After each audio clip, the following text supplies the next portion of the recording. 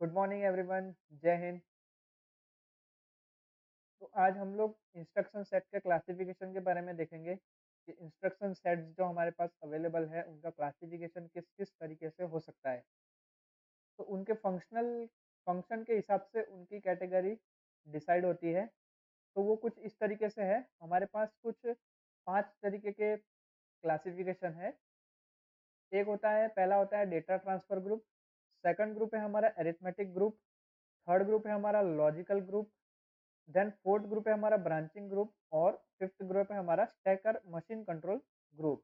Okay, तो ये कुछ फंक्शंस हैं इंस्ट्रक्शंस के, तो उनके अकॉर्डिंगली उसे हम लोग क्लासिफिकेशन करते हैं। ओके, तो फर्स्ट है हमारा डेटा ट्रांसफर ग्रुप। तो डेटा ट्रांसफर ग्रुप हमारा क्यों यूज होता है, यानी डेटा ट्रांसफर की जो इंस्ट्रक्शन होती है वो हमारी क्यों यूज होती है, ताकि डेटा को हम लोग मूव कर सके प्रोसेसर यानी रजिस्टर, मेमोरी और इनपुट आउटपुट डिवाइसेस के बीच में। इसीलिए हम लोग डेटा ट्रांसफर का इंस्ट्रक्शन का यूज करते हैं। तो ये जो ग्रुप ऑफ इंस्ट्रक्शन है वो क्या करता है, डेटा को कॉपी करता है सोर्स में से और उसे डेस्टिनेशन पे पेस्ट करता है without modifying the content of the source. तो ये मेन चीज है, without modifying the content of the source. यानी क्या करता है डेटा ट्रांसफर ग्रुप, डेटा को कॉपी करता है सोर्स में से और उसे डेस्टिनेशन पे पेस्ट करता है without modifying the content of the source. Okay, technically अगर हम टर्न करें तो डेटा ट्रांसफर जो है वो हमारा as a copy function use होता है। ठीक है, तो जैसे आपके डेटा ट्रांसफर ग्रुप है, जैसे आपके बिटवीन टू रजिस्टर है, तो उसमें कौन सी इंस्ट्रक्शन हम लोग यूज करते हैं, मूव बी डी, यानी बी डेस्टिनेशन है हमारी, डी यानी मूव के साथ जो हमारी यूज होती है वो हमारी डेस्टिनेशन है। देन डी जो है हमारा सोर्स रजिस्टर है, यानी डी में से हम लोग कॉपी करके बी में हम लोग पेस्ट करेंगे। Okay, between memory location and register. तो इस तरीके में क्या होता है आपका, यानी देखिए जैसे मूव ए टू एम है, इस तरीके का आपका अगर इंस्ट्रक्शन यूज हुई मूव ए एम, तो इसमें क्या है, जो मेमोरी लोकेशन है जहाँ पे आपको पॉइंटेड किया है by H L register pair, तो उसका डेटा कॉपी होके हमारा क्या होगा, एक्यूमुलेटर में सेव हो जाएगा।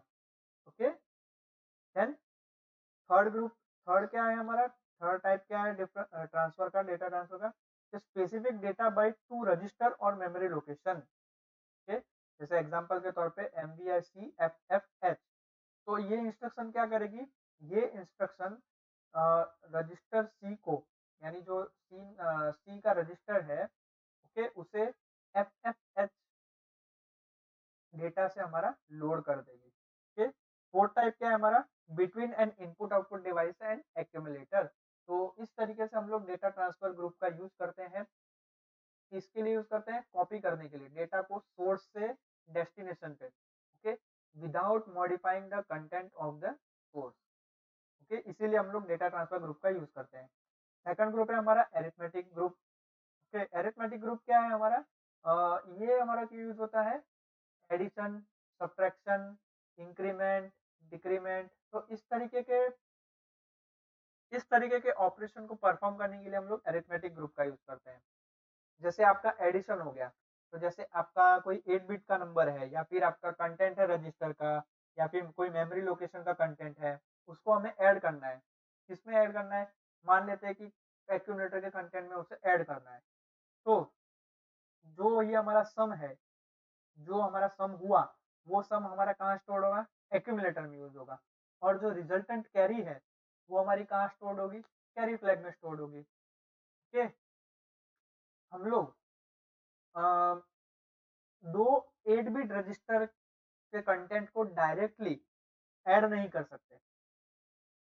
मान एग्जांपल के जैसे मान लेते हैं कि हमारा बी रजिस्टर में कुछ डेटा है, वो 8 बिट का कुछ डेटा है, और डी रजिस्टर में कुछ 8 बिट का डेटा है, तो हम उसे डायरेक्टली ऐड नहीं कर सकते। ओके, एडिंग हमारा जैसे 16 बिट का कोई डेटा है, तो अगर हमें 16 बिट के डेटा को ऐड करना है तो 8085 क्या है, डीएडी, डेड। ठीक है, तो ये नाम की एक इंस्ट्रक्शन है जो हमें प्रोवाइड की जाती है 8085 में। ओके, तो ये क्या करती है, रजिस्टर पेयर के कंटेंट को, यानी मान ले एचएल पेयर के कंटेंट को और जो हमारे डेस्टिनेशन रजिस्टर है उसके पेयर को ऐड करती है। देन जो रिजल्टेंट सम है, जो हमारा रिजल्टेंट सम है उसे किसी और रजिस्टर पेयर में डाल देती है। ठीक है, जैसे हमारा ये एग्जांपल दिया हुआ है ऐड बी। ओके, तो ये इंस्ट्रक्शन का मतलब क्या है? ये इंस्ट्रक्शन का मतलब ये है कि जो बी रजिस्टर में कंटेंट है उसको हमें किसमें ऐड करना है? एक्यूमुलेटर में, एक्यूमुलेटर के कंटेंट के साथ ऐड करना है। और जो उनका एडिशन आया, वो यानी जो रिजल्ट आया, वो रिजल्ट हमें कहाँ ऐड करना है, कहाँ स्टोर करना है? एक्यूमुलेटर में ही स्टोर करना है। ओके, सब्ट्रैक्शन ऐसे ही सब्ट्रैक्शन सब्ट्रैक्शन होता है हमारा, यानी कोई भी 8 बिट का नंबर है या फिर कंटेंट है रजिस्टर का या फिर कोई मेमोरी लोकेशन का कंटेंट है, तो वो क्या होता है हमारा? सब्ट्रैक्ट होता है किसमें से? कंटेंट ऑफ एक्यूमुलेटर में से। ओके, देन जो हमारा रिजल्ट है वो हमारा कहाँ स्टोर होता है? एक्यूमुलेटर में ही स्टोर होता है। और जो हमारी रिजल्टेंट बोरो है वो हमारी कैरी फ्लैग में स्टोर होती है। ओके, दो हमारा जैसे टूज कॉम्प्लीमेंट फॉर्म का कोई सब्ट्रैक्शन है और अगर आपका रिजल्ट नेगेटिव आ रहा है, तो जो हमारा एक्सप्रेशन होगा वो हमारा किसमें एक्सप्रेस होगा? वो टूज कॉम्प्लीमेंट फॉर्म में ही एक्सप्रेस होगा। ठीक है, और जैसे हम लोग एडिशन में डायरेक्टली एडिशन नहीं कर सकते, किसी भी 8 बिट डेटा का डायरेक्टली एडिशन नहीं हो सकता, तो उसी तरीके से किसी भी दो रजिस्टर में हम लोग डायरेक्टली सब्ट्रैक्शन भी नहीं कर सकते। ठीक है, जैसे आपका यहाँ पे एग्जांपल दे रखा है, एग्जांपल है सब बी। इसका मतलब क्या है? Subtraction B C. तो सब्ट्रैक्शन सी में क्या होगा कि जो कंटेंट है सी रजिस्टर का वो सब्ट्रैक्ट होगा किसमें से? कंटेंट ऑफ एक्यूमुलेटर में से। और जो हमारा रिजल्टेंट जो हमारा आया, जो रिजल्ट आया वो हमारा कहाँ स्टोर होगा? एक्यूमुलेटर में ही स्टोर होगा। ओके, तो इस तरीके से हम लोग सब्ट्रैक्शन का यूज करते हैं। नाउ इंक्रीमेंट और डिक्रीमेंट। ओके, तो 8 बिट जो कंटेंट है, 8 बिट कंटेंट है रजिस्टर का या फिर मेमोरी लोकेशन का, वो हमारा इंक्रीमेंट या फिर डिक्रीमेंट होता है बाय 1। ठीक है, अगर मान लेते हैं हमारे पास कोई 16 बिट का कंटेंट है, यानी कोई भी रजिस्टर पेयर है, हमारे कोई भी रजिस्टर पेयर है, बीसी हो गई, डी हो गई, एचएल हो गई, कोई भी रजिस्टर है, अगर उसको वो भी हमारा इंक्रीमेंट या डिक्रीमेंट हो सकता है बाय 1। तो इंक्रीमेंट के लिए हम लोग कौन सी इंस्ट्रक्शन यूज करेंगे? आईएनआर, आईएनआर ए। देखो यहाँ पे आपको एग्जांपल दिया है आईएनआर ए। तो आईएनआर ए क्या है आपका? तो इसका मतलब ये है कि जो ये इंस्ट्रक्शन है will be increments the content of accumulator by 1। जो भी हमारा एक्यूमुलेटर में कंटेंट है उसे इंक्रीमेंट करने के लिए हम लोग आईएनआर यूज करते हैं। और डीसीआर हमारा यूज क्यों होता है? जैसे यहाँ पे आपको एग्जांपल है डीसीआर सी। तो इसका मतलब क्या है? This instruction will decrement the content of register C by 1। समझ गए? तो इस तरीके से हम लोग इंक्रीमेंट और डिक्रीमेंट का यूज करते हैं for increment and decrement in accumulator या फिर हम लोग कंटेंट ऑफ रजिस्टर कोई भी। समझ गए? नाउ थर्ड ग्रुप है हमारा लॉजिकल ग्रुप। तो लॉजिकल ग्रुप हमारा क्यों यूज होता है? कोई भी लॉजिकल ऑपरेशन करने के लिए, लाइक रोटेट, कंपेयर, एंड, और कॉम्प्लीमेंट। तो इस तरीके के लॉजिकल ऑपरेशन करने के लिए हम लोग लॉजिकल ग्रुप का यूज करते हैं। तो लॉजिकल इंस्ट्रक्शन जो हमारी होती है, जैसे परफॉर्म हुई, कोई भी लॉजिकल ऑपरेशन परफॉर्म हुआ, तो इसमें हम लोग लॉजिकल इंस्ट्रक्शन यूज करते हैं। तो लॉजिकल इंस्ट्रक्शन किसके साथ वर्क करती है? कंटेंट ऑफ द एक्यूमुलेटर, जो भी एक्यूमुलेटर में कंटेंट है उसके साथ वर्क करेगी। जैसे यहाँ पे है ए एन ए और एक्स और। तो इसमें क्या होता है कि 8 बिट का कोई भी नंबर है या फिर कोई भी रजिस्टर का कंटेंट है या फिर कोई भी मेमोरी लोकेशन का कंटेंट है, कैन बी लॉजिकली एंडेड या फिर ऑरेड या फिर exclusive ored with the content of accumulator. इसका मतलब क्या है? एएनए आप अगर यूज कर रहे हैं किसी भी इंस्ट्रक्शन में, तो वो आपका एंड परफॉर्म करेगी with the content of accumulator. और अगर आप यूज करते हो और फंक्शन यूज करेगी, और एक्सओर अगर आप यूज कर रहे हैं तो एक्सओर फंक्शन यूज करेगी। ठीक, तो इस तरीके से हम लोग यूज करते हैं। और ये दोनों का जैसे आप मान लेते हैं कि कोई भी लोकेशन लॉजिकली ऑपरेशन हो रहा है, ठीक है, एंड से हो रहा है, और से हो रहा है, या एक्स और से हो रहा है, तो जो रिजल्टेंट है वो हमारा कहाँ स्टोर होगा, एक्यूमुलेटर में स्टोर होगा। ओके, और जो हमारा पैरिटी फ्लैग है यानी पीएफ फ्लैग है, वो हमारा रिजल्ट आएगा इवन पैरिटी, यानी इवन पैरिटी हमारा पीएफ फ्लैग जो है इवन पैरिटी हमारा शो करेगा। तो इसके अकॉर्डिंग हम क्या कह सकते हैं कि माइक्रो प्रोसेसर में हमारी लॉजिकल ऑपरेशन हुई है। जैसे आपको यहाँ पे एग्जांपल दिया है ANAC, ANAC, इस इंस्ट्रक्शन का मतलब क्या है कि लॉजिकली एंड फंक्शन हो रहा है, और जो कंटेंट है रजिस्टर सी का और जो कंटेंट है एक्यूमुलेटर का, उन दोनों के बीच में प्रोसेस हो रही है, और जो रिजल्ट है हमारा वो हमारा एक्यूमुलेटर में स्टोर हो रहा है। Okay, done. दूसरा है हमारा रोटेट।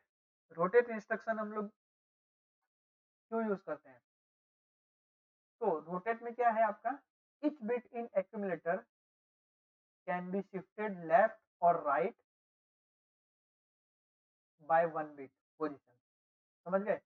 जैसे एग्जांपल हो गया RAL, तो यानी कि लेफ्ट में हमारा रोटेट होगा।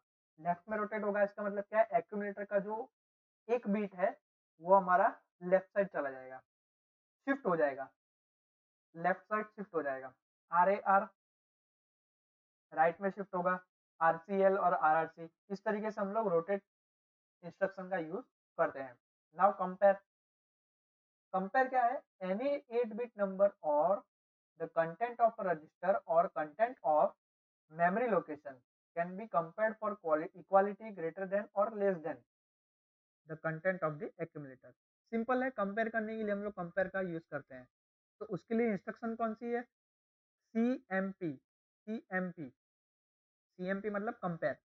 यहाँ पे जैसे एग्जांपल में आपको CMP भी दिया है, तो इसका मतलब क्या है, ये इंस्ट्रक्शन जो होगी वो हमारे रजिस्टर बी के कंटेंट को कंपेयर करेगी, किसके साथ, एक्यूमुलेटर के कंटेंट के साथ। और जो कंडीशन फ्लैग है आपकी, कंडीशन फ्लैग है वो हमारा रिजल्ट को रिफ्लेक्ट करेगा। Okay, now complement. What is complement? तो content of accumulator can be complemented with the instruction CMA। यानी जो भी आपके कॉम्प्लीमेंट का मतलब क्या है, अगर जीरो है तो आपका वो वन हो जाएगा, और अगर आपका वन है तो आपका वो जीरो हो जाएगा। ठीक है, यानी zeros are replace by one और ones are replace by zeros. जैसे एग्जांपल है आपका CMA complement. Okay, now branching group. तो ब्रांचिंग इंस्ट्रक्शन हमारी क्यों यूज होती है, to transfer the execution control. Okay, यानी क्या है, डायरेक्टली आपको एक इंस्ट्रक्शन से, मान लीजिए कि आपको कोई इंस्ट्रक्शन सेट आपने लिखा, तो इंस्ट्रक्शन सेट में आप एक इंस्ट्रक्शन सेट आपका कंप्लीट हुआ, लेकिन आप चाहते हैं कि जो आपका नेक्स्ट इंस्ट्रक्शन सेट है वो एग्जीक्यूट ना होते हुए आपका जो थर्ड इंस्ट्रक्शन सेट है वो आपका एग्जीक्यूट हो। तो आप क्या करेंगे उसमें, ब्रांचिंग ग्रुप यानी गोटू का यूज करेंगे। गोटू, गोटू का मतलब क्या है सर, एक तरीके की ब्रांचिंग है, एक तरीके की आप उसे पाथ प्रोवाइड कर रहे हैं कि डायरेक्टली वो सेकंड इंस्ट्रक्शन ना यूज करके थर्ड इंस्ट्रक्शन सेट पे आ जाए। ओके, तो इस तरीके से हम लोग ब्रांचिंग ग्रुप का यूज करते हैं। तो इसमें कौन कौन सी हमारे पास इंस्ट्रक्शन है, जंप है, कॉल है, रिटर्न है, रिस्टार्ट है। ओके, जैसे आपका जंप हो गया, मान पहला जंप है, तो इसमें क्या होता है कि conditional jumps are important for decision making process in programming. ठीक है, जैसे आपका एग्जांपल है JMP, तो JMP का मतलब क्या है, जंप। JMP 2000H, इसका मतलब क्या होगा, जो इंस्ट्रक्शन है आपकी वो आपके जंप कर जाएगी किस, कौन से एड्रेस पे, 2000H पे।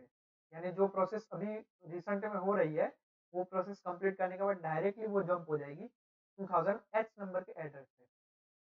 सेकंड इंस्ट्रक्शन है JC, तो ये क्या है, this instruction will cause a jump on carry. Okay, यानी कैरी पे वो जंप हो जाएगी सीधी।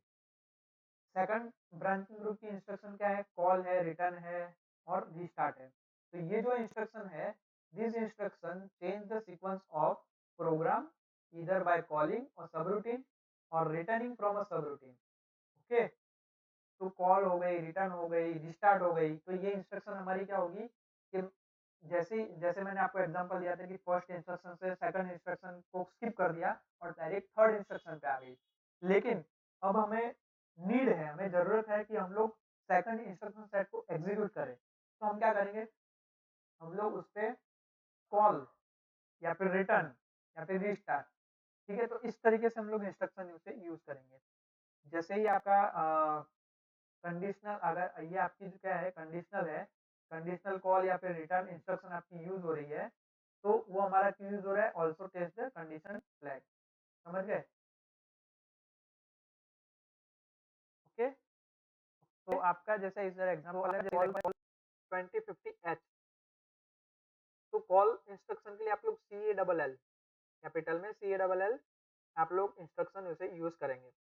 तो ये जो इंस्ट्रक्शन है वो क्या करेगी, transfer the program control to location 2050H। Okay, तो इस तरीके से हम लोग डिफरेंट डिफरेंट हम लोग ग्रुप को यूज करते हैं ताकि हम लोग इंस्ट्रक्शन या फिर इंस्ट्रक्शन सेट को हमारे अकॉर्डिंगली परफॉर्म करवा सके। Now stack and machine control group, fifth group है हमारा stack and machine control group. तो स्टैक इंस्ट्रक्शन यूज होती है टू रीड और राइट द स्टैक मेमोरी, और मशीन कंट्रोल इंस्ट्रक्शन की यूज होती है to control the system like enable और disable interrupt, halt, etcetera. Okay, तो ये जो इंस्ट्रक्शन है कंट्रोल की हो गई, वो स्टैक ऑपरेशन को कंट्रोल करने के लिए, फिर इनपुट आउटपुट ऑपरेशन को कंट्रोल करने के लिए, मशीन के ऑपरेशन को कंट्रोल करने के लिए, तो इस तरीके से हम लोग यूज करते हैं। और जो हमारी स्टैक इंस्ट्रक्शन है वो क्या अलाउ करती है, to transfer of data from register pair to stack memory. Okay, and vice versa. और जो इनपुट आउटपुट इंस्ट्रक्शन होती है वो अलाउ करती है transfer of 8 bit data to the input output port. जैसे देखिए एग्जांपल मैं आपको बताता हूँ, एग्जांपल के तौर पे देखिए इन 40H, IN40H, तो ये जो इंस्ट्रक्शन है वो क्या करेगी, will copy the data at port whose address is 40H to the accumulator, then halt. Halt instruction का यूज क्या होता है हमारे, डू नथिंग। इसका मतलब क्या है, जो प्रोसेस हो रही है वो वहाँ पे हॉल्ट पे चली जाएगी, यानी हम लोग उसे यूज नहीं कर पाएंगे, आगे की इंस्ट्रक्शन हमारी एग्जीक्यूट नहीं होगी। XTHL, XTHL इंस्ट्रक्शन का यूज क्यों होता है, will exchange the content of HL register pair with the top of the stack. Okay, तो कुछ नोटेशंस हैं इंस्ट्रक्शन के जो हमारे टेबल में हम यहाँ पे दिए हुए हैं जो यूज होते हैं। जैसे हमारा नोटेशन अगर कैपिटल M है तो उसका यूज क्या है, memory location pointed by the HL register पे है।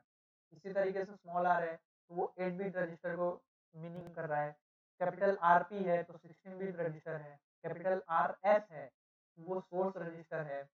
RD है तो वो क्या है, हमारा डेस्टिनेशन रजिस्टर है। ADDR है तो 16 बिट का एड्रेस है।